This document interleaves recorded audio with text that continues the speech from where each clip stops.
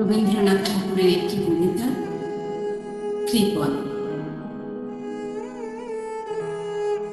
আমি ভিক্ষা করে ফিরতেছিলেন গ্রামের পথে পথে। তুমি তখন চলেছিলে তোমার স্মরণপথে। অপূর্ব এক স্বপ্ন শুনি লাগতেছিল চোখে মম। কি বিচিত্র শোভা তোমার, কি বিচিত্র সাজ। আমি মনে ভাবতেছিলেন এ কোন মহারাজ।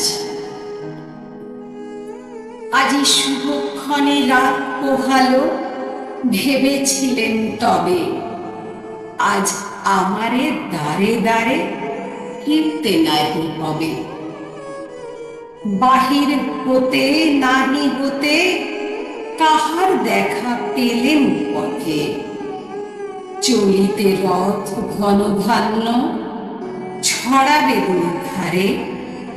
মুঠা মুঠা কুড়িয়ে নেব ধারে ধারে। দেখি সহসা রথ থেমে গেল আমার কাছে এসে।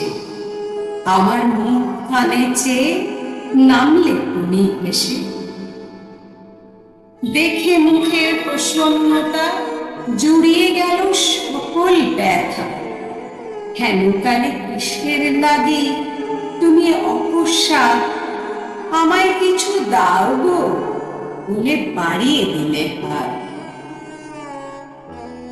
মরি একই কথা রাজাধিরাজ, আমায় দাও গো কিছু। শুনে ক্ষণকালের তরে রইল মাথা নিচু। তোমার কিবা অভাব আছে ভিখারি ভিক্ষুকের কাছে? এ কেবল কৌতুকের বসে আমায় প্রবঞ্চনা। ঝুলি হতে দিলেন তুলে একটি ছোট কণা। যবে পাত্রখানি ঘরে এনে উজাড় করি, এ কি? ভিক্ষা মাঝে একটি ছোট সোনার কণা দেখি। দিলেন যা রাজ ভিখারিরে, স্বর্ণ হয়ে এলো ফিরে।